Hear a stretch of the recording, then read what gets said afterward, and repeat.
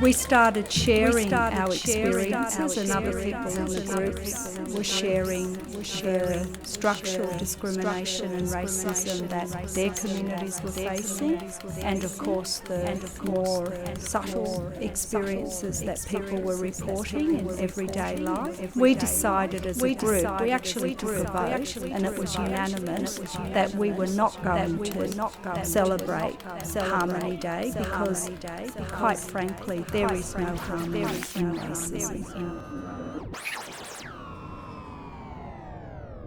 You're right, yellow, you're mellow, brown stick around if you're black, stay back. White, you're right, yellow, you're mellow, brown stick around if you're black, stay back.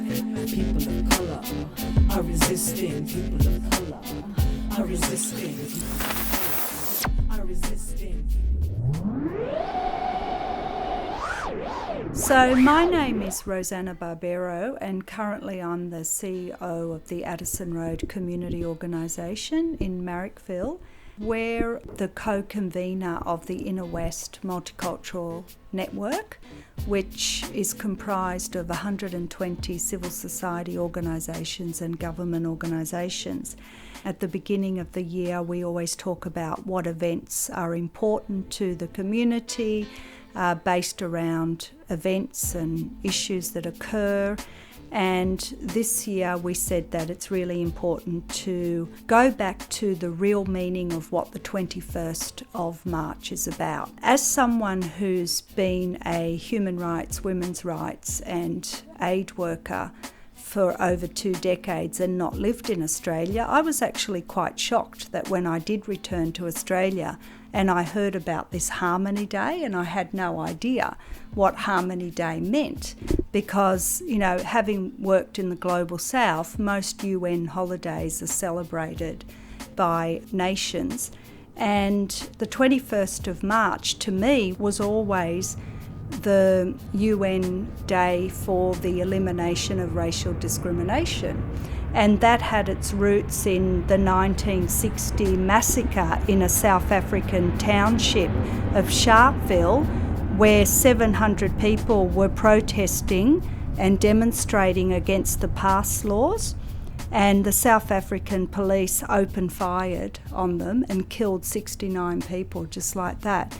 And so why this is important for the world, it's really important that we name the day so we can reflect on our own culture, our own country, our own history. Because if we can't talk about racism and we can't talk about discrimination, which happens, harms people, then we can never grow up as a nation and move forward. And, you know, Australia has a black history, and Australia has a history of colonisation and genocide, and unless we can talk about that and use the proper terminology so we all understand what we talk about, we can't move forward. White, you're right, yellow, you're mellow, brown stick around if you're black, stay back. White, you're right, yellow, you're mellow, brown stick around if you're black, stay back. Racism is a system. Now I want to repeat after me. Racism is a system. Hi, my name is Ursula Yovich. I'm originally from Darwin, where I was born and raised. I'm also an Unburra woman from northwest Arnhem Land. Another one of my hometowns there is the community of Maningrida. I live here in Marrickville in the Inner West. One of the things that a lot of people don't count as racism is things like not being served. I wanted to go in and find out a bit more about, you know, making my own jams or making my own pickles. And I took my daughter in there and we stood there for what seemed like quite a long time. I didn't get acknowledged that I was in the store. It was a full store, so there was a little class happening and I thought, okay, they're just busy. But when I realised that they just didn't not want to speak to me was when another customer walked in that was not the same colour as myself, and they were immediately pounced upon and asked whether they needed help. That was upsetting. I walked out of the store and my daughter, who's quite fair, she said, "Mum, why did they ignore you?" And so I explained why. She understood, and then as I walked down the street, I went, you know what? I'm not going to let this go. So I went back and I told them that what they did was unacceptable. I think if I was on my own, I would walk away and be quite defeated because, it's just something that happens quite a lot. But I wanted my daughter to see that she has a voice if anything like that ever happened. For me, growing up, you just shush, you be quiet, you don't say anything, don't step out of line, basically. And I didn't want to do that. I was like, they need to know, because sometimes I think some of this stuff comes from a place of a real subconscious place for most people, and if you don't call them out, they're never going to know. But I think do it in a way where it's firm. You're not yelling at somebody, you're not screaming racist at this person, but you just say it was unacceptable that you waited in there and didn't get the same service as the person who walked in after you. Like, really make it clear. This whole room full of people heard what I said, including the person behind me that was served first. It's calling it out, yeah. I'd like to not have to second guess myself as a black person. I did that little second guess thing, and it wasn't until I was down the road that I went, actually, I know what this is, and I need to actually go back and let them know. I don't know what it looked like, I guess. Just everyone being nice to each other. It's so simple, and yet, I don't know, for some reason it's just too hard for some.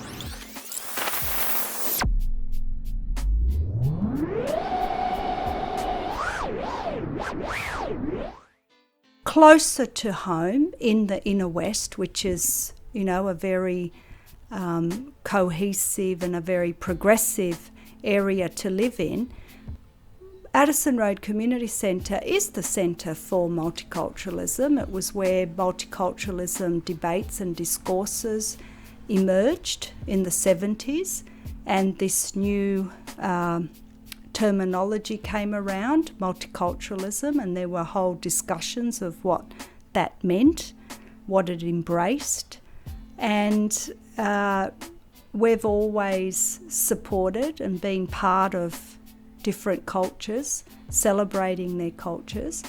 And recently we had complaints from neighbours that said that there was noises and smells coming from the Addison Road Community Centre, and they were in fact days when we had celebration of the Indonesian community, celebration of the West African community, celebration of the Tongan community, celebration of multicultural colours and cultures, and here we are getting complaints from neighbours saying there's smell and there's noise. Well, in actual fact, the noise was the music and the smells were the cooking of the food.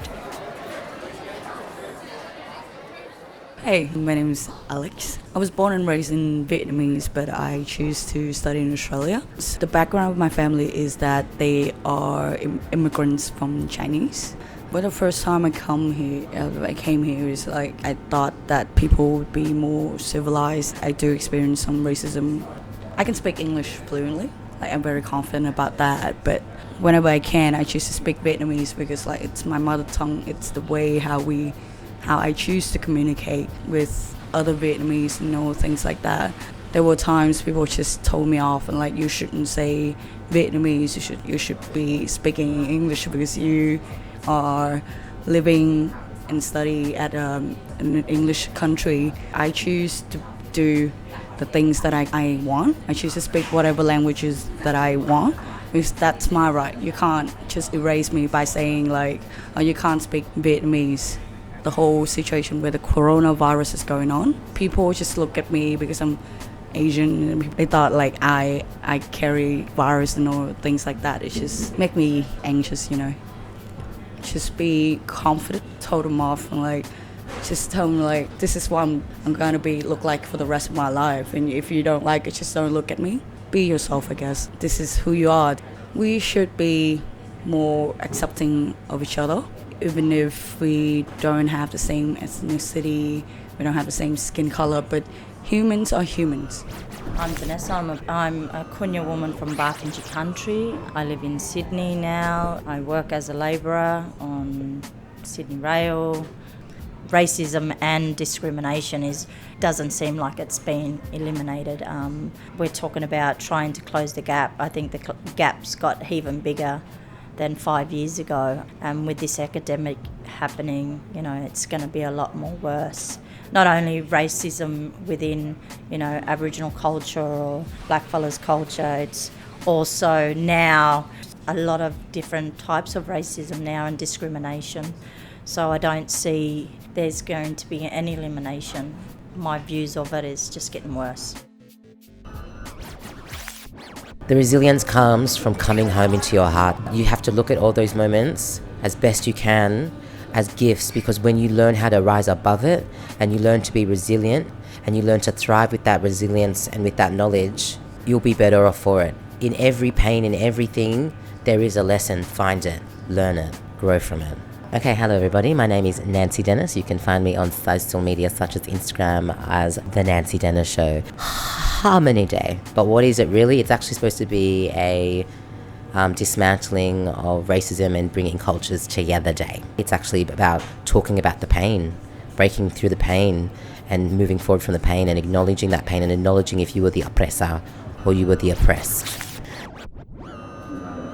White, you're right. Yellow, you're mellow. Brown, stick around. If you're black, stay back. White, you're right. Yellow, you're mellow. Brown, stick around. If you're black, stay back. Racism is a system. Now I want to repeat after me. Racism is a system. Quite frankly, there is no harmony in racism.